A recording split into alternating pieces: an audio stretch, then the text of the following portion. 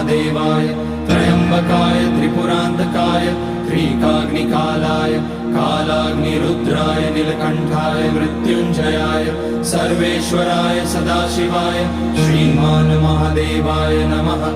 ओम नमः शंभवाय च मयोभवाय च नमः शंकराय च मयस्कराय च नमः शिवाय च शिवतराय च।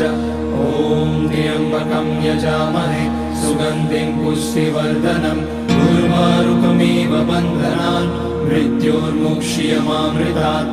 नागेन्द्रहाराय त्रिलोचनाय भस्मांगराय महेश्वराय नित्याय शुद्धाय दिगंबराय तस्मै नकाराय नमः शिवाय।